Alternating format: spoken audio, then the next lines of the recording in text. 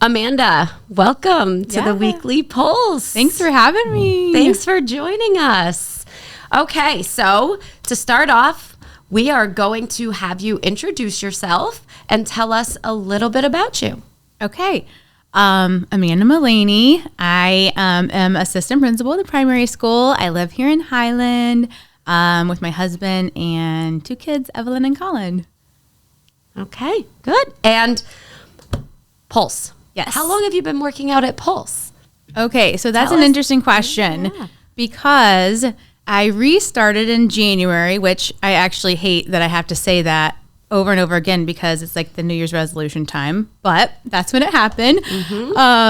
And before that, Jeff, you might have to help me with this. It was before I started as assistant principal, and this will be my 4th year.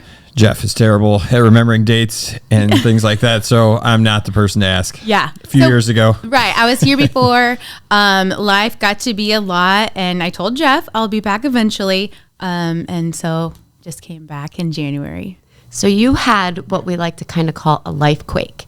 Something really big and significant happened in your life. It was something wonderful, but it took you off track. Right. Right. So I think you took about maybe a 3.5-year sabbatical from Pulse. Yeah. Does that sound about right? That sounds like a very long time. Okay. But yes, that's probably right. I think it is. And you are one of our 12-week transformation clients. Yes. So could you tell us a little bit about how that came to be for you? Yeah. Well, you're smiling because it's you. No, I'm smiling because I can't wait to hear your story for other people to hear your story. How I came to it. So I've been doing like different workouts and trying different things. And I've been in my basement for the past 3.5 years. Like I tried, a couple, gone to the rec center a little bit or some other workouts, but I've been mostly working out in my basement. And I just felt like I wasn't pushing myself. I wasn't really getting the results I wanted. And then I saw, Jess, all of your things you were posting. And I was like, wow, that's exactly what I want to do. And so that's when I'm like, it's time. I'm going to reach out to Jess and I'm going to do this. Okay. And thank you. But the first time that we talked, what do you think it was that you were struggling with the most? Because I think that's going to be a wonderful topic for our conversation today. Yeah, it was just that I had gone through so many programs and done so many things that I just didn't know what to do anymore because I knew what to do, but there were too many things that I couldn't like hone in on what I should be doing. Or, it was mindset and having the right mindset about all of those things and what I wanted and how to get there. It was almost like I knew too much. So I didn't know which plan or which way to follow. You knew too much or you were overthinking too much? Overthinking. Yeah. And there was a point in time where you had said to me that I should be able to do this. I know what to do. I should be able to do this. Tell me a little bit about that part. Yeah, so I know exactly how to lose weight. I know exactly how to exercise, but I just wasn't doing it. And I was making excuses and I just needed that support and I needed that help with my mindset and how I was going about what I was doing because I just wasn't going about it the right way. What were some of the stories you were telling yourself? Oh, I was telling myself that I can eat whatever I want. Or I was telling myself that certain foods were bad. Or I was telling myself, you don't have time for this. Just a lot of different things that just weren't true. Or that's too much food. I remember at one point in time you thought, I can't eat that, Jessica, that's too much food. You sat with Josh, you had a few meetings with Josh, and he really helped you with the mindset and the thought process that you had about food. Right. Can you dive into that a little bit for us? Yeah. So I met with Josh and I'm laughing because what I was expecting him to say and what he said was very different. So I told him all my foods and what I was eating. And the first thing he said to me was, wow, that's not that bad. And I'm like, wait, what? Like, I was expecting him to be like, oh, you shouldn't be having this or you shouldn't be having that. And it was really just a couple of tweaks that I needed to do to help me get to my goals.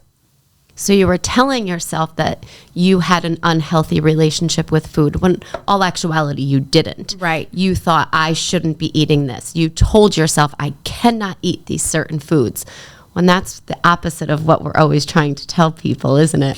Mm-hmm. Yeah. Hopefully you're able to understand that it's all about what can you add?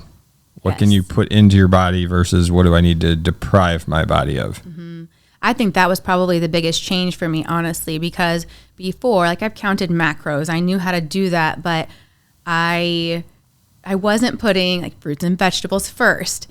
And I could have a whole day and not have any fruits and vegetables and still meet my macros. Well, now I would never do that because, like, you feel more hungry. You don't feel as good.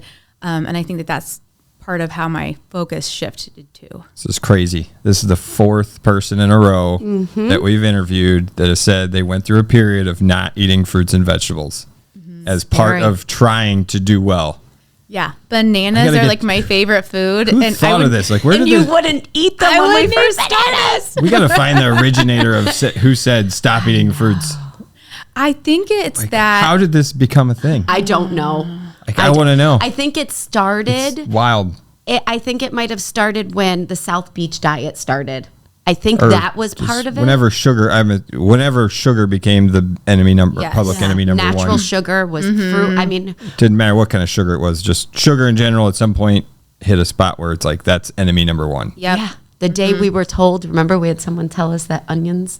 Shouldn't eat onions because there's too. Yes, it's scary. Wild. Yeah, it is. But anyways, you make 4 in a row, so don't feel like you're alone. And if you're out there not eating fruit because you think it's the way, you're not alone. Eat the fruit.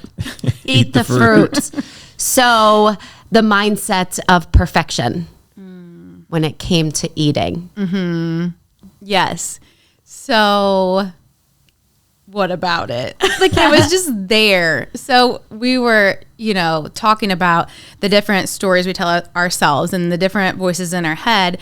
And I realized I actually have 3. Like, I mean, if you want to go Freud with it, you can. But like that impulsive side that just says, eat whatever you want. It doesn't matter. I need all the, reward. And then there's the other side one of the other sides that is like, no, you can't have that. That's bad. You can never have that. And those 2 voices in my head were very strong. Yes, they were. I was either listening to one or the other, and I wasn't always listening to or taking the time, honestly, to think about the rational part of it as like, sure, you can have a piece of cake if you want to, but you can't have it every day. Or you can not work out today, but you have to go and then work out tomorrow. It was those things that it was just all or nothing. And that's what it was for you for a long time. You were all in and all out. Yep. So you were on a high and then you were on a low. And then you were on a high and then you were on a low. So tell us how that has changed for you now. Yeah. So now I think I spend more time just trying to make more rational decisions. By meal planning, by journaling. I hadn't journaled in a while, and yesterday I was like, I need my journal. My thoughts are, just spiraling, and I'm getting emotional, and I don't want to go down that path. And so, journaling and just putting the things first that I know are important, getting my workouts in, and just not letting that first impulse that we all have take over. And also not getting so strict with everything that I can't have a piece of cake or a treat or whatever. And enjoy that time with your family. Yes. Make those memories. Yes. And you've done a lot of work with your family. Yeah. Also, you've learned to incorporate a healthy mindset and a healthy point of view with food with your children so that they didn't carry on the same thought process that you had. Yes, for sure. I'll ask my kids the question, because we went to the Ghirardelli factory and we got Ghirardelli chocolates and there's like a whole bag of them. And so, my kids will even be like, can I have a Gira? And I'm like, a what? They like won't even say the whole word. I'm like, do you want a Ghirardelli chocolate? And they're like, yeah. I'm like, okay, did you have other candy today? Are you going to ask me again in an hour? Can I have another Ghirardelli? I said, if both of those, the answers to both of those questions are no, then go ahead and have it. Yeah, it's okay.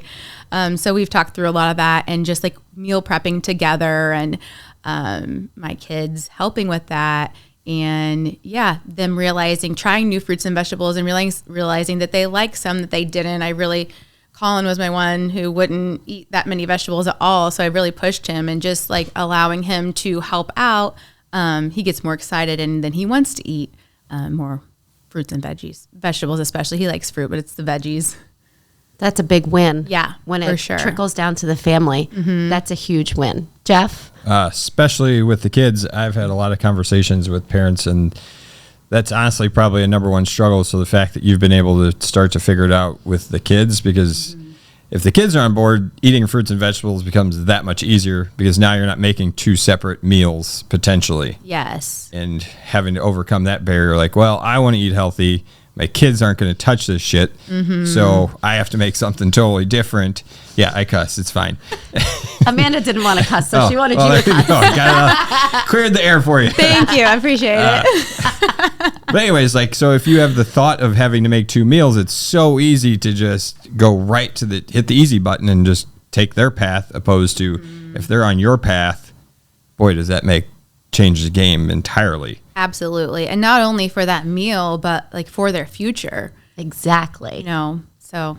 Because, I mean, we're working through, 5 and 3-year-old right now, and it's a struggle to get the kids on board. And, I see where sometimes we have our flaws on, like, damn it, if we would have just stuck with our guns on something, it's going to pay off in the long run. Yes. But it's the commitment to go through some of those rough meals where maybe they don't eat, but all for the greater good of, like, they will come around. Absolutely. Our kids are our greatest teachers. Yes. They teach us a lot about ourselves, what we want for ourselves, because it's what we want for them. And I think it's interesting too, like sometimes I feel like as parents, we're more willing to tell our kids no and make our kids kind of go through a little bit of that struggle for a greater outcome. But then I'm always asking myself, am I doing the same? Am I willing to go through some of those struggles for the greater outcome? Like exercise, challenging myself there, like eating right. And I think that that's just something that we can do, have expectations for both ourselves and our kids on that. Yes, because not every day is going to be easy.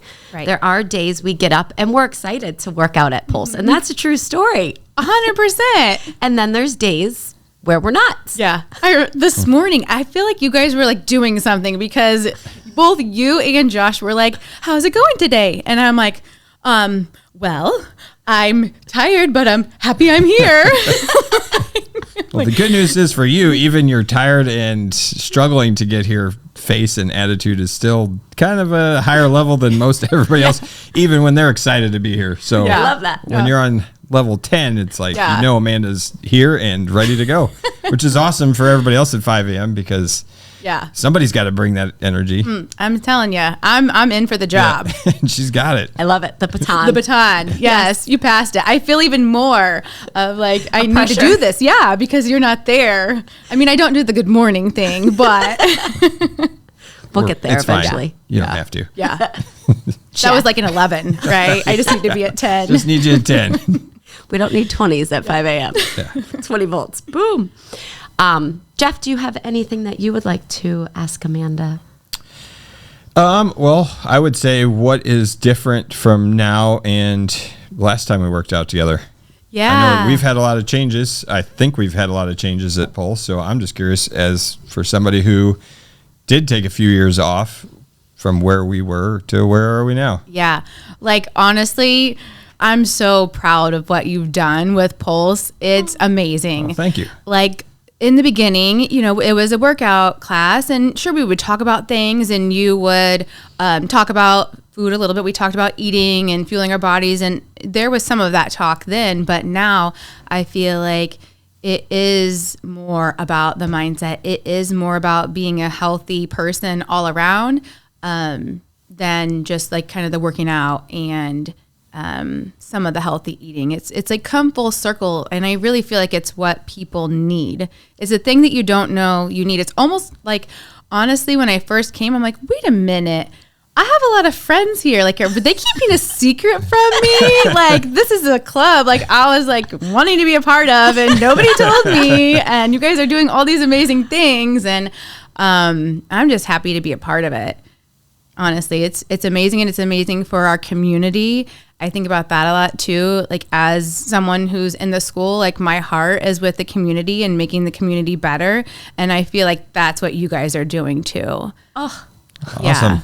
Well, I mean, one, it's awesome that's the big takeaway, because that's what we've probably worked on the most over the last 3 years is how do we take it from just a workout and some good advice to how do we actually take it to the next level that people can get a result that's going to last forever, by changing the way they think and change their mindset, the stories that they tell themselves. Yep. You're doing it. yeah. Yeah, for sure.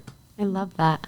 That's awesome. Well, I want to thank you for coming on and for being vulnerable. I know it's really hard to share your story with everyone and with the community, especially with your position at the school. I know that was a little uncomfortable for you. So thank you, because I know you're going to make a huge impact. You already do make a huge impact on so many little people, and now you're going to make an impact on the big people.